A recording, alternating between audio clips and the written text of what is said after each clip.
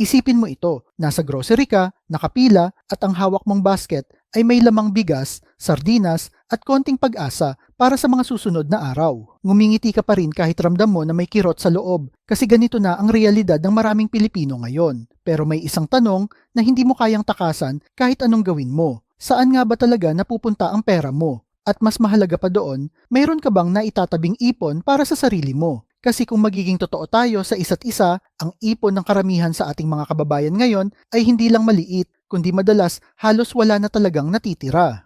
Ayon sa mga datos mula sa Bangko Sentral ng Pilipinas, ang maraming Pilipino ay nagsisimulang mag-ipon late na sa buhay nila dahil na rin sa dami ng priorities sa buhay at ang ilan ay hindi pa talaga nakakapagsimula hanggang ngayon. Kaya sa video na ito, hindi tayo magpapanggap na okay ang lahat kundi titingnan natin ang totoong sitwasyon ng ipon ng average na Pilipino ngayong 2026 at kung bakit ganito ang nangyayari at higit sa lahat, ano ang pwede mong gawin para mabago ang direksyon ng sarili mong kwento pagdating sa pera. Kaya kung ready ka na, tara simulan na natin.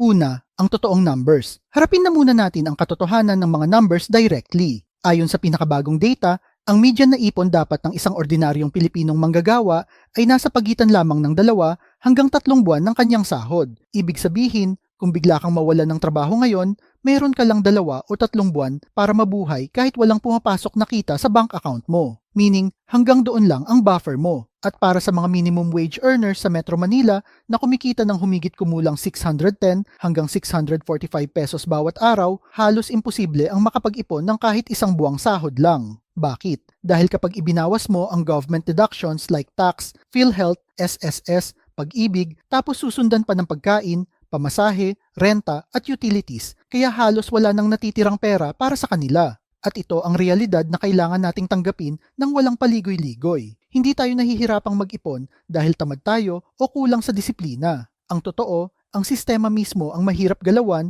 kapag mababa ang kita at patuloy na tumataas ang gastusin taon-taon. Pangalawa, sino nga ba ang tinatawag na average Filipino? Para mas maintindihan natin ng buo ang sitwasyon, kailangan muna nating i-define kung sino ba talaga ang tinatawag na average Filipino sa 2026. Hindi ito mga milyonaryo na nakikita mo sa social media. Hindi rin sila ang artista na laging may endorsement deal at steady income. Ang average Filipino ay ang jeepney driver na gumigising ng alas 3 ng umaga para kumita, ang call center agent na nagtatrabaho ng gabi habang hinahabol ang bayarin sa credit card, ang mga fresh graduate na ilang buwan nang naghahanap ng trabaho at ang nanay na nagtatrabaho bilang labandera habang pinapaaral ang kanyang mga anak. Sila ang mga taong nagsusumikap araw-araw at para makaraos pero halos walang natitira para makapag-ipon. Ngayong 2026, ang average na household income ay nasa pagitan ng 25,000 hanggang 35,000 pesos kada buwan depende sa lugar. Kung provincial rate, then syempre ay mas mababa ang bigay sa iyo. Yun nga lang ang mga gastusin ay patuloy na tumataas dahil sa inflation like patuloy na pagtaas ng presyo ng pagkain, kuryente at tubig.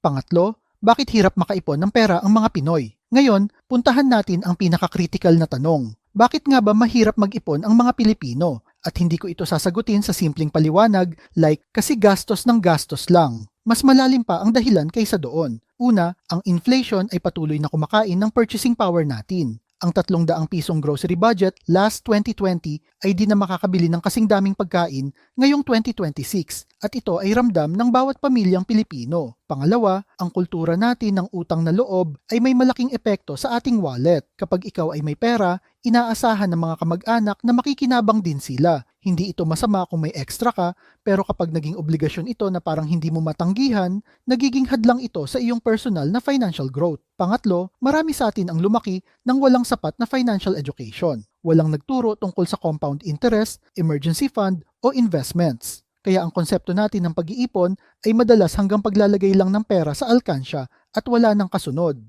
Pang-apat, ang OFW factor. Hindi kompleto ang pag-uusap natin tungkol sa ipon ng mga Pilipino kung hindi natin tatalakayin ang OFW factor. Ngayong 2026, Mahigit 10 milyong Pilipino ang nagtatrabaho sa ibang bansa at ang kanilang remittances ay isa sa pinakamalaking kontribusyon sa ating ekonomiya. Pero narito ang isang realidad na madalas hindi na pag-uusapan. Maraming OFW ang kumikita ng mas malaki sa abroad pero umuuwi pa rin sa Pilipinas na halos walang naipon. Bakit? Dahil ang perang pinaghirapan nila ay agad napupunta sa pagpapatayo ng bahay, sa pag-aaral ng mga kapatid, sa mga handaan at sa mga bagay na inaasahan ng ibang tao na dapat nilang ipakita. May pressure na iparamdam na maayos ang buhay nila. Ito ang tinatawag na OFW trap na napakakaraniwan sa ating lipunan. At ang solusyon dito ay hindi simpleng pagtipid lang, kundi maayos na financial planning bago pa man umalis ng bansa. Para naman kapag naisipan mo na bumalik ng Pilipinas ay di ka mukhang kawawa. Panglima, praktikal na paraan ng pag-iipon.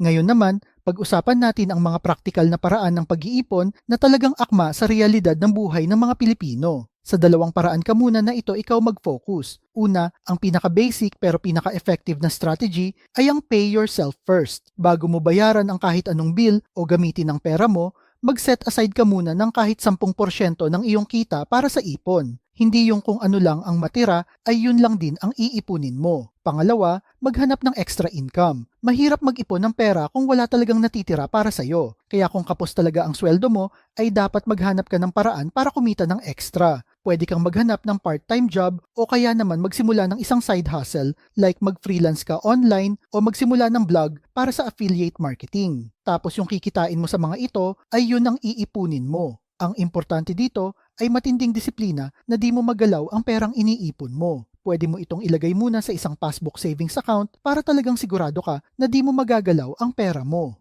Pang-anim, ang hidden leaks ng pera mo. Ngayon ay pag-usapan natin ang isang bagay na madalas hindi napapansin pero malaki ang epekto sa ipon mo. Ang tinatawag na money leaks o yung mga butas sa bulsa mo. Hindi ito yung malalaking gastusin like renta o bills. Ito yung maliliit na gastos na parang wala lang sa simula pero kapag pinagsama-sama ay sila pala ang kumakain sa budget mo. Halimbawa, araw-araw na kape sa labas, impulsive online shopping dahil sa flash sale o yung deserve ko to mindset tuwing sweldo. Walang masama sa pag-reward sa sarili pero kapag wala kang control, nagiging silent killer ito ng ipon mo. Ang problema, hindi natin nararamdaman agad ang epekto nito dahil pa isa-isa lang ang gastos. Pero sa loob ng isang buwan o isang taon, malaki na pala ang nawala sa'yo. Kaya mahalagang matutunan mong itrack ang gastos mo kahit sa simpleng paraan lang. Hindi para i-deprive ang sarili mo, kundi para makita mo kung saan ka talaga pwedeng mag-adjust nang hindi nasasakripisyo ang quality of life mo. Pangpito, ang mindset shift na kailangan. Higit sa lahat ng strategies at tools, ang pinakamahalaga pa rin ay ang pagbabago ng mindset mo pagdating sa pera. Sa loob ng maraming taon, nakasanayan natin na ang pera ay ginawa para gastusin o ipagmalaki ang pera mo sa social media. Pero ang katotohanan ay ang tunay na financial freedom ay hindi nakikita sa social media. Nakikita ito sa disiplina, consistency at long-term thinking. Ang taong nagsimulang mag-ipon sa edad na 20 ay may napakalaking advantage kumpara sa taong magsisimula pa lang sa edad na 40 dahil mas mahaba ang oras niya para palaguin ang pera niya. Ang bawat pisong iniipon mo ngayon ay mas dadami pa sa paglipas ng panahon. Ang pag-iipon ay hindi paghihigpit sa sarili. Ito ay paraan para bigyan ng kalayaan ang sarili mo sa mga susunod na taon o paghahanda sa panahon na di mo kayang magtrabaho. Sa huli, gusto kong iwan sa inyo ang isang mahalagang paalala. Hindi ka nag-iisa sa pakiramdam na mahirap mag-ipon. Hindi ka tamad kung wala ka pang malaking ipon ngayon. Ang gastos na patuloy na tumataas at ang kita na kadalasan ay hindi sapat ang dumadagdag pa sa pahirap na ito. Pero may isang bagay na nagbabago ngayon. May access ka na sa tools, sa kaalaman, at mas madali na ngayon ang gumawa ng dagdag na pagkakakitaan. Kahit 100 piso lang ang kaya mo sa simula ay okay lang yan dahil ang compound growth ay hindi nagtatanong kung gaano kalaki ang pera mo sa simula kundi kung kailan ka nagsimula. Ang pinakamagandang oras para magsimula ay kahapon. Ang pangalawa ay ngayon. At kung may natutunan ka, mag-subscribe at i-like na rin ang video na ito para sa mas maraming content tungkol sa personal finance. Ikaw ba, magkano ang target mong ipon bago matapos ang 2026? Type mo naman sa comment section below. At kung mahilig kayo sa mga videos tungkol sa pera, motivational business, like and share nyo lang ang video na ito at kita-kita po ulit tayo sa mga susunod na video.